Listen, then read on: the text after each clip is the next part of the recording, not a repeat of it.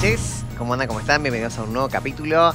¿Cómo están en casa? Bueno, hoy vamos a orientarnos un poquito a la actualidad, a lo que tiene que ver con esta guerra de Medio Oriente, que nos tiene a todos muy atentos y atentas porque tiene repercusión, ¿no? A nivel internacional. Bueno, ¿qué va a pasar también con los países cercanos y no tan cercanos? Porque de uno u otro modo influye lo que está sucediendo en Medio Oriente. Ya están sentados los especialistas de esta noche. Voy a saludar a él, Augusto Grilly Fox, analista en política internacional. Augusto, ¿cómo estás? ¿Qué tal? ¿Cómo estás vos? Muchas gracias por la invitación. Buenas noches. Y también a Mario Guerrero, politólogo e investigador de la UNCUY. ¿Cómo va? Muchísimas gracias por la invitación. Muy bien, muy bien. ¿Cómo andan ustedes? Bien. Bien. Vamos a hablar de esto, ¿no? Que por ahí dijimos con el equipo de producción, hay que tocar este tema, ¿no? Hay que hablar de este tema. Si bien muchas personas, ¿no? Muchos periodistas, mejor dicho, específicamente lo están tocando y muchos canales de televisión, quiero ir al antecedente, ¿no? Porque muchos hablan de que, bueno, esto no fue de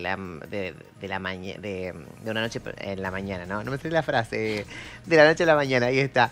Esto no fue, ¿no? Sino que hubo antecedentes, que hubo ahí riña, ¿no? Entre estos dos países. Bueno, finalmente está sucediendo, finalmente hay una guerra que está perjudicando al mundo. Antes que me respondan, voy a ir al Zoom porque también tengo un invitado también. Voy a hablar a Leonardo Jacobsen también. El apellido, cualquier cosa me corrige, ¿no? Periodista mendocino que vive hace 10 años en Israel. Hola, Leonardo. Hola, ¿qué tal? ¿Cómo estás? Muy bien. Muy bien, ¿no? Un placer tenerte, ¿no? La verdad, muy bien la producción, ¿no? Que te pudo contactar, ¿no? Que podemos hablar de este tema. Obviamente que vamos a hablar con los especialistas del antecedente y lo que conlleva a esta guerra de Medio Oriente. Pero específicamente, ¿qué está sucediendo en Israel? Contanos un poquito cómo se vive, ¿no? Eso allí.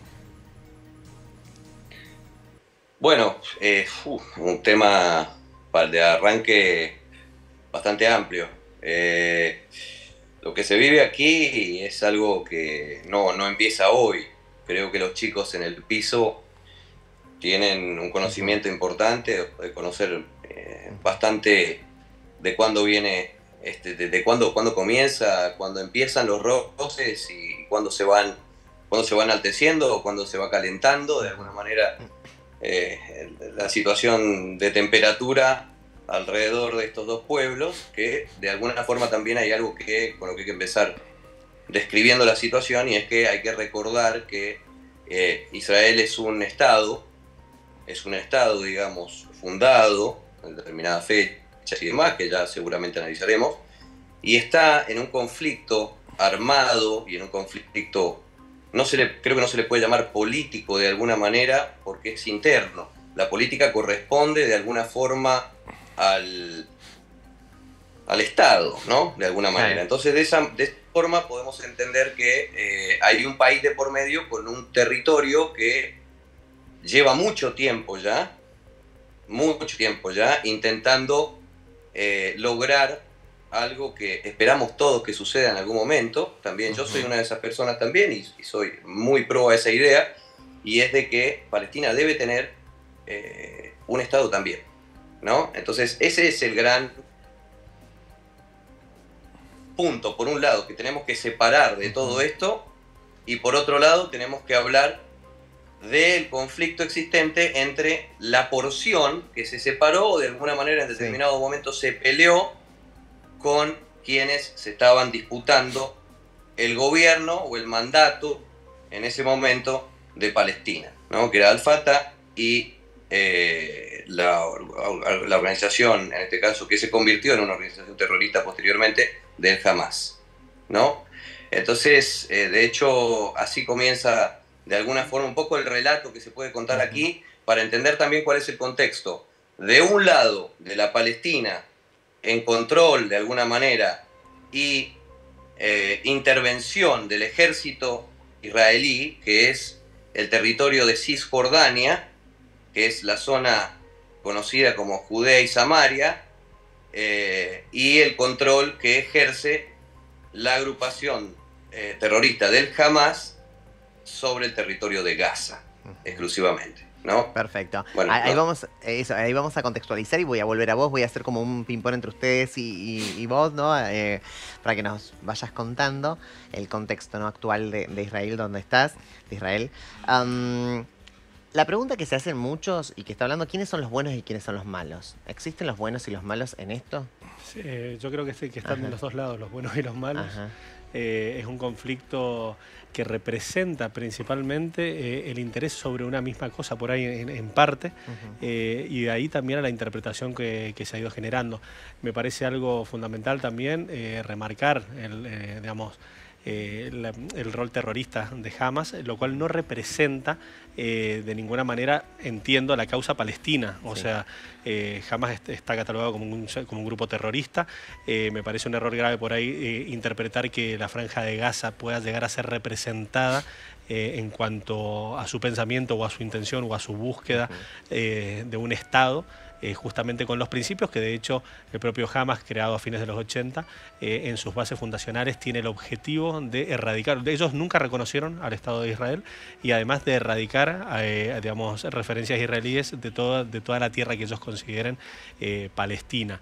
Y por otro lado, también tenés esta cuestión interna, interesante lo que marcaba Leo, en relación a lo que es la interna política en Franja de Gaza en su momento, que era el Fatah, y lo que ha sido justamente Hamas. También teniéndolo en cuenta a partir de la retirada de Israel del llamado a elecciones que se dio en su momento, donde Hamas gana, pero después no se vuelven a generar elecciones. Y sobre todo cuando han existido situaciones extremas y de violencia, esto justamente beneficia a los sectores más extremos, ¿no? Ya sea en cuanto a la perspectiva que puedan llegar a tener de Israel o la perspectiva que puedan llegar a tener desde Franja de Gaza, en el sentido de que, digamos, que los derrotados son los dialoguistas en estos casos, ¿no? Totalmente. Te miro vos, ¿no? Te no, miro vos. sí, sí. ¿Coincidís con lo que te venía diciendo Augusto? Sí, coincido con ambos y realmente es muy difícil, me parece curioso e importante la puntita que dejó Leo en el sentido de cómo diferenciamos la política local de la política interna y la cuestión geopolítica. Es muy difícil de diferenciarla, porque gran parte de la coyuntura en la que nosotros, o la nueva etapa de la coyuntura en la que nosotros estamos actualmente, es porque tanto dentro del frente o de la causa palestina hay un quiebre, que es el quiebre entre Fatah y Hamas, y por el otro lado, Israel está en un contexto en donde Netanyahu tiene una debilidad política bastante curiosa, si uno lo mira en términos de para atrás, los últimos 10, 15 años, los cuales da cuenta de que Netanyahu es conocido que ha hecho de la política exterior y de las cuestiones de causa de interés nacional una forma de construir legitimidad en su autoridad, la cual en estos contextos no hace otra cosa más que radicalizar la violencia, ¿no? Porque hay una cuestión que también hay que tener muy en claro y que se mezclan o se las trata como si fueran de lo mismo, pero no es lo mismo, porque la cuestión árabe, la cuestión musulmán, la cuestión judía y los nacionalismos son elementos que hacen sinergia entre sí, pero no son sinónimos, no es lo mismo. Lo que sí funciona como combustible para prender fuego aún más en contexto de alta violencia que dificulta fuertemente la posibilidad de construir consenso, porque esto cómo se radicaliza particularmente en la Franja de Gaza a partir de la crisis 2005, 2006, 2007, en donde Fatah se termina retirando de la Franja de Gaza porque hubo un enfrentamiento armado frente a la ruptura del gobierno de coalición o de consenso que se intentó construir, que hizo que la Franja de Gaza quedara en manos de Hamas y Cisjordania, como bien hacía la aclaración Leo, quedó en manos de la autoridad palestina o que son el Fatah. Entonces estamos en ese contexto. Entonces la verdad que está todo dado el caldo de cultivo para aún más conflicto, ¿no? Ahora sí, un poquito, Lea, contame cómo está el país, ¿no?, frente a esto. ¿Cuál es la reacción de la gente? ¿Tiene miedo, no tiene miedo? Bueno, justamente ayer hablaba aquí con gente conocida en relación a lo que uno está sintiendo en este momento, que es de alguna forma bastante inconsciente para aquellas personas que tienen un entendimiento del conflicto, que ya han pasado algunas situaciones conocidas en los últimos 10, 15 años en el país, que ya han pasado algún tipo de algunas de las operaciones que se produjeron del ejército ingresando a Franja de Gaza, que cada vez que ocurre eso es terrible lo que sucede verdaderamente, porque hay que entender que de este lado se produjo una masacre, pero con mayúsculas, no hay otra manera de describir, una masacre, como sigo repitiendo, al mejor estilo medieval, ¿no? Y realmente, a partir de eso, un Estado como el Estado israelí, que de alguna manera ha tenido muchas fallas desde el punto de vista político, a mi entender, desde este lado, como ciudadano de este país desde hace 10 años, y entendiendo también desde fuera del país por cuestiones de país, el entendimiento del país y de la historia y demás, entender que Netanyahu en este momento tiene el porcentaje más bajo de imagen pública que puede haber logrado en toda su carrera. Esto verdaderamente ha sido un revés muy fuerte, de knockout, diría yo, para el país y para el gobierno actual.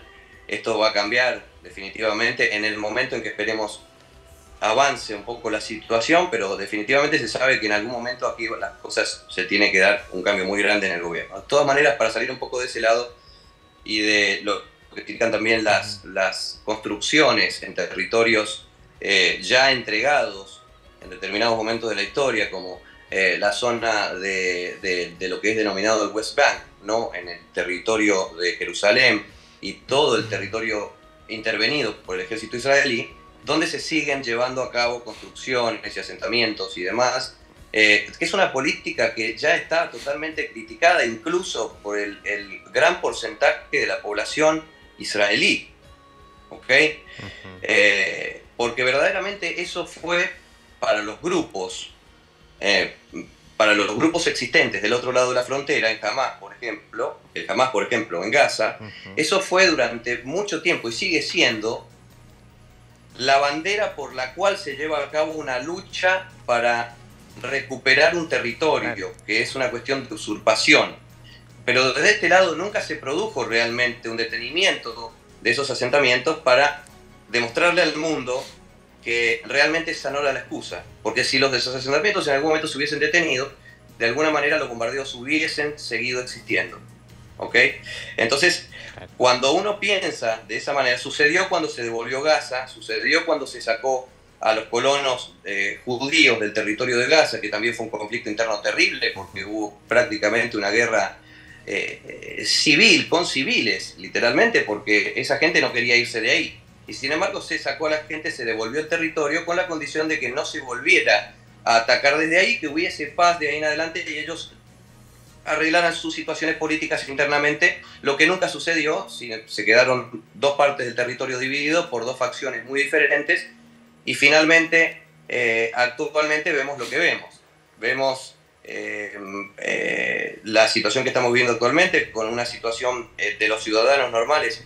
Uno de ellos me considero yo, más allá de que uno no llega a ser israelí, yo llegué grande a este país, siempre voy a ser argentino y Argentina es mi país, pero de todas formas hay muchas cosas que unen a esta tierra, una historia, un entendimiento del conflicto, un entendimiento de que también se tiene derecho a la defensa, se tiene derecho a la existencia y demás, porque el fundamento de una guerra santa, es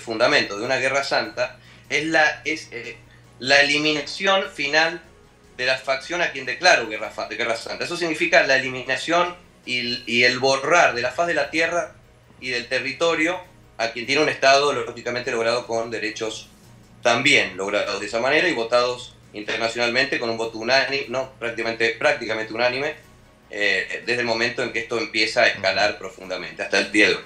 Pero del otro lado de esto está la gente, ¿no? Está la gente. La gente, que es lo que nos interesa en este momento, tanto de este lado como de cualquier parte del mundo, está dentro de Gaza y está aquí. Nosotros vivimos una situación de un estrés inconsciente. ¿Ok? Eso es lo que he logrado intentar describir de alguna forma de lo que me sucede a mí. Me he dado cuenta de que tengo reacciones o incluso situaciones de estrés en las que no me doy cuenta que estoy estresado y me siento muy tranquilo, pero verdaderamente es una situación de alerta constante del inconsciente. Por las sirenas, por el movimiento aéreo de aviones, porque verdaderamente no sabemos en qué momento puede ingresar al conflicto un tercero, y ese tercero verdaderamente no es el Hamas, no es ni siquiera Hezbolá, que está en el norte, también apoyando a Hamas. Estamos hablando de potencias, ya países verdaderamente, porque luego de la caída del gobierno anterior, el gobierno lógicamente sirio, lo que quedó como autoridad política fue Hezbolá en el territorio de Siria. Esa es la realidad. Entonces también se produce acá un conflicto importante, un temor muy grande de la población a que grupos con un pensamiento extremista muy parecidos al del Hamas intenten utilizar un armamento que hasta el momento sabemos que no han utilizado. ¿Sí? El Hamas tiene armamento más pesado, eso está lógicamente chequeado, los chicos por supuesto lo pueden corroborar. Hamas tiene un armamento que no tiene el Hamas Hezbolá tiene un armamento que el Hamas no tiene por una cuestión muy sencilla de importación-exportación, a la cual Hezbolá tiene una puerta mucho más abierta que el Hamas desde Franja de Gaza y con algunos países que soportan esa situación. Entonces, lo que pasa actualmente en el norte, y perdón que estire mucho, sino que quiero dejar este punto un poco claro para lo que sentimos desde aquí, es que se está generando una provocación constante. Esa provocación constante es para generar lo mismo que se produjo hace muy poco, cuando se atacó directamente y se acusó al Estado de Israel de haber lanzado o bombardeado un hospital en Gaza. Entonces lo que aquí sucede es que hay una guerra, no solamente aquí en el territorio, sino que esa guerra es a nivel global actualmente, desde el punto de vista de medios de comunicación, de qué noticias llega primero y qué es lo que entiende el mundo dentro de una gran confusión, de un conflicto que lleva mucho tiempo para entenderlo muy rápidamente. Entonces, el gran temor que tenemos aquí es que en este momento particularmente, más allá del análisis histórico y demás, es que Hezbolá, sabemos que hay una provocación muy grande para que Israel ingrese a Franja de Gaza ya definitivamente, sin esperar a que la población termine de trasladarse al sur, cosa que también se proporcionó al mundo de una manera muy abierta, que fue que Israel también había bombardeado la avenida. Justo, bueno, se nos está complicando la comunicación, ¿no? Bueno, en vivo desde Israel, Leonardo Jacobson, que es periodista mendocino, que nos está trayendo toda la información, ¿no? Con respecto a todo esto. Mario, ¿coincidías con lo que hablaba Leonardo? ¿O Sí. al respecto te dio una carita medio...? No, sí. De hecho, que da cuenta de la complejidad del problema, ¿no? Porque, por ejemplo, él hablaba de Hezbolá. Y Hezbolá, por ejemplo, es reconocido también como un grupo, como una organización terrorista, pero, por ejemplo, en el caso del Líbano, está organizado como un partido político. De hecho, ha formado parte de los sucesivos gobiernos que se han constituido en el último tiempo en Líbano. Entonces, por ejemplo, mientras que, y se sabe que Hezbolá tiene armas escondidas en el Líbano, en un país donde también ha habido guerra civil muy recientemente, y la presión está constantemente, porque, por ejemplo, Líbano y Siria nunca reconocieron a Israel como un Estado. En el caso de Siria, que es donde tiene una de las mayores presencias Hezbolá, está el problema de las disputas por el Alto, es decir, unos territorios que son lindantes entre Israel y el sur de Siria, y en un contexto en donde es un polvorín. Entonces las tensiones, las provocaciones son desde la cotidianidad, con la manera en la que se hace controles de seguridad, patrullaje y etcétera, hasta el punto de estas consolidaciones de actores que vos no sabés si terminan estando de este lado o del otro, y el tipo de presencia que tienen, donde uno están fuertemente institucionalizados, son un partido político, van a elecciones, y por el otro lado son clara y netamente un actor terrorista. Entonces es un escenario bastante complicado de pensar. ¿Qué pasa con la ONU? Digo, ¿interviene, no interviene? ¿Puede intervenir? La ONU, de hecho, Guterres creo que fue, como secretario general, creo que fue uno de los primeros actores políticos internacionales en manifestarse, en pedir el cese del fuego, en pedir que se abriese la ayuda comunitaria. De todos modos, las posiciones que pueda llegar a tener no son vinculantes. lo cual, si bien genera una presión, obviamente, esto se suma también por ahí a la intervención de otros actores políticos a nivel internacional, distintos presidentes que fueron manifestándose. Pero en relación a lo que hablaban, que me parecía muy interesante recién que marcaba Leo en relación a lo que es el efecto miedo, hay un par de datos que me parece que es interesante que maneje por ahí el televidente, que son, por ejemplo, las distancias que hay en Israel. Las distancias son muy cortas. De hecho, por ahí Leo me puede corregir en relación a la distancia entre Tel Aviv, la principal ciudad, con lo que es Sderot, que es la principal ciudad que está del lado de Israel, a 1 kilómetro de la franja de Gaza, no supera los 102 kilómetros. O sea, estamos hablando prácticamente de lo que es Mendoza-Tunuyán. Y por otro lado, también entender las cortas distancias que hay entre Tel Aviv y el norte, lo cual representa un factor miedo. Y algo muy doloroso es justamente el hecho, yo cuando empecé a procesar las situaciones, sobre todo por el marco político de inestabilidad en un contexto de intentos de reforma judicial en Israel, entiendo que se da y genera una situación similar en relación a la sensación de inseguridad que se genera en el 2001 en los Estados Unidos. Entiendo que este ataque vendría a ser como una especie de 2001, de 11 de septiembre de 2001 para Israel. Por ahí Leo puede enmarcarlo mejor, pero en materia de seguridad me parece que el golpe ha sido de esas características. ¿Fue así, Leo? Justamente, como Augusto estaba planteando en este momento, coincido plenamente. Yo justamente manejaba esa idea y uno lo piensa haciendo un paralelismo con lo sucedido en cuanto al golpe que se le da en el caso de una potencia como los Estados Unidos en el mundo en ese momento, y en este caso una potencia en el Medio Oriente en este momento, un grupo extremista islámico de la misma forma que de alguna manera burla todo un sistema de seguridad.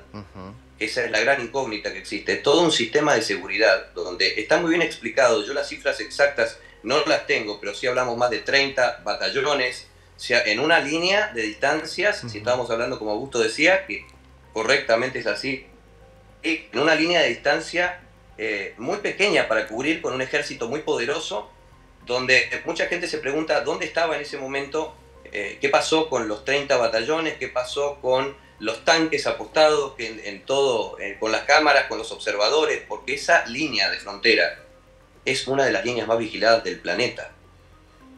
Entonces, cuando una cosa así sucede, de una forma, no solamente la ciudadanía se asusta muchísimo, porque si pasa una cosa así puede pasar cualquier cosa, y ya corre el riesgo hasta la integridad desde el punto de vista de derechos de una persona, las pone en dudas en el momento. Si se viola algo con tanta seguridad como eso, como uno está acostumbrado a conocerlo. Entonces, a partir de ahí, hay una situación de inseguridad muy grande dentro del país en el sentido de qué es lo que puede suceder si ese factor tercero comienza.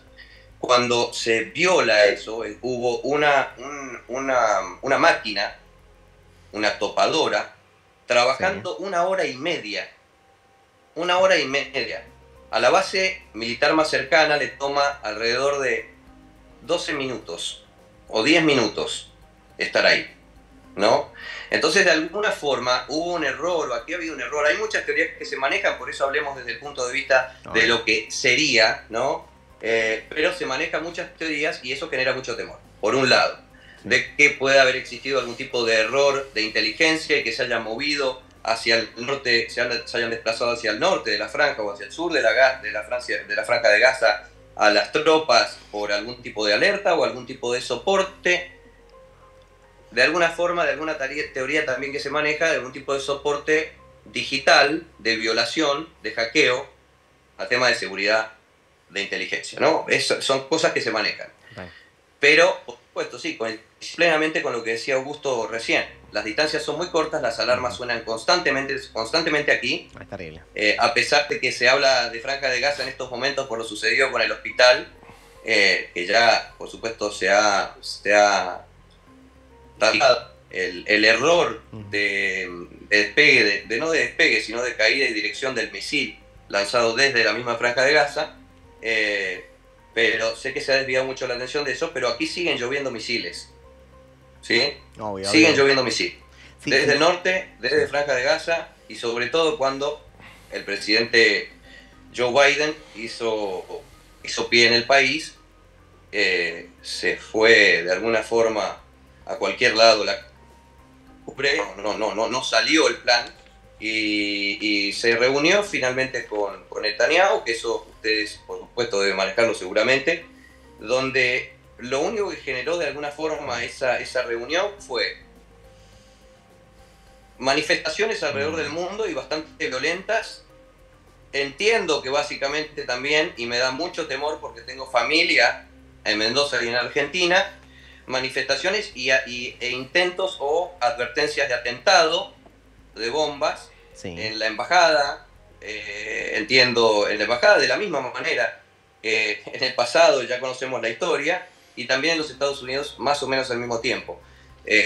Yo puedo contarles por supuesto lo que sucede desde aquí, desde ese punto de vista, pero realmente me gustaría también, si ustedes tienen algún dato para darme alguna tranquilidad de qué es lo que se maneja internamente, por lo menos para entender que hay un control o un entendimiento de dónde viene esa advertencia o esa amenaza, ¿no? Pero bueno, para cerrar un poco eso que me preguntaban recién, entiendo que en este momento lo único que se está esperando es que Hezbollah no utilice algún armamento que tiene un alcance mucho mayor de distancia, y ahí unimos un poco el tema, mucho mayor de distancia, y que puede llegar tranquilamente a zonas como esta, donde estoy yo ahora. Yo estoy en una ciudad que se llama Netanya, que está en el centro del país, pero exactamente en el corazón, sobre el Mediterráneo, la costa. Esta es la única zona verde, desde que empezó todo esto, desde ese día sábado de la mañana tan trágico hasta el día de hoy, no hemos recibido una sola alarma. Una sola. Pero evidentemente es porque el alcance aún no está hasta el centro, hasta esta ciudad. Todo lo demás ya está rodeado y en peligro. Si Hezbollah utiliza algún armamento más pesado, lo más posible es que, así como caen algunos misiles, que el domo de hierro, que es un sistema de seguridad que utiliza este país, o la cúpula de hierro que utiliza este país para poder eliminar misiles o amenazas y dejar caer aquellas que no tienen sentido en campo abierto, seguramente algunos, como han caído en ciudades como Rehovot, en ciudades como Tel Aviv, en ciudades que es muy raro, sino en situaciones muy críticas, que suceda una cosa así. En el pasado ya hacía mucho tiempo que no sucedía, y si esos misiles se filtran, que son de un menor calibre, con un armamento más pesado, eso puede generar una catástrofe increíblemente mayor. Total. Y eso va a ser el ingreso de alguna forma de potencias extranjeras en el conflicto, y ahí es donde todos entramos, no solamente los que estamos aquí, sino ustedes allá y en cualquier país del mundo. Total. Muchísimas gracias, Leo. No quiero ocupar más del tiempo, se nos está acabando el tiempo también del programa, así que muchísimas gracias por traernos toda la información desde Israel. Sí, perdón chicos, no sabía el tiempo que teníamos, no sé si los chicos... Tranqui. La tuya es la primera vez acá en el programa, ellos ya vienen, ¿no? Habitualmente, así que no te preocupes, ¿no? Bueno, soy el único invitado. Claro. Excelente, muchas gracias. Era la primera vez, ¿no? De Lea, así que sí, la primera vez, viste que siempre uno de Leo, ¿no? Siempre la disfruta más la primera vez. Vamos. Okay. Chao. Ponle un poquito de... Ahí está, muchísimas gracias. Conclusión con respecto a esto, lo que decía, ¿no? Un panorama en Argentina, ¿esto no está perjudicando, empieza a perjudicar a los demás países o solamente se queda en Medio Oriente? Argentina hoy, ¿cómo está con respecto a esto? ¿O nada? No, la Argentina sin duda, la Argentina está ubicada en un lugar, de hecho a nivel densidad demográfica, o sea, representa a la Argentina, digamos, en la Argentina hay una colectividad muy grande de Israel, alrededor de, te diría yo, habría que ver en base a qué estadísticas, pero la tercera o la cuarta a nivel mundial debe ser la Argentina. E indefectiblemente esto es un detonante, así como se empezaba a especular con la guerra de Rusia y Ucrania e impactó a nivel global, esto va a impactar a nivel global. Y algo por donde por ahí amplió un poquito más en relación a lo que Leo planteaba muy bien, muy claro, es justamente el riesgo de una regionalización de este conflicto, que es a lo que él hacía referencia hablando de una intervención armada por parte de Hezbollah. Hay también algunos planteos en los cuales Irán ha hecho algunos llamados de atención. Entiendo desde mi perspectiva que eso sería ya algo irreversible y gravísimo la intervención de Irán en este conflicto. Y es ahí donde yo creo que está el riesgo y el peligro más grande, ¿no? Y es donde creo que justamente los actores internacionales deben jugar un rol de mediador, pero con una gran convicción, o sea, estando presente en el territorio, tratando de magnificar el riesgo que representa a las autoridades y a los responsables. Muchísimas gracias, Augusto. Por favor. Mario. La verdad que es algo bastante complicado porque, como bien hacía mención Augusto, Irán ya tiene una asociación con, por ejemplo, con Hezbollah. Entonces, la presencia que tienen los actores regionales, principalmente Arabia Saudita e Irán, que son los dos grandes, como que los dos pesos que dan gravitación a la política regional, de alguna manera u otra están involucrados. De hecho, hay un nivel de asociación que uno empieza a tejer y definitivamente puede ver cómo es que, por ejemplo, Estados Unidos tiene relación con Arabia Saudita, la importancia que tiene como socio. De hecho, por ejemplo, hay mucha crítica hacia el interior de la Unión Europea del tipo de vinculación que tiene, cómo es que se financia, qué no se financian.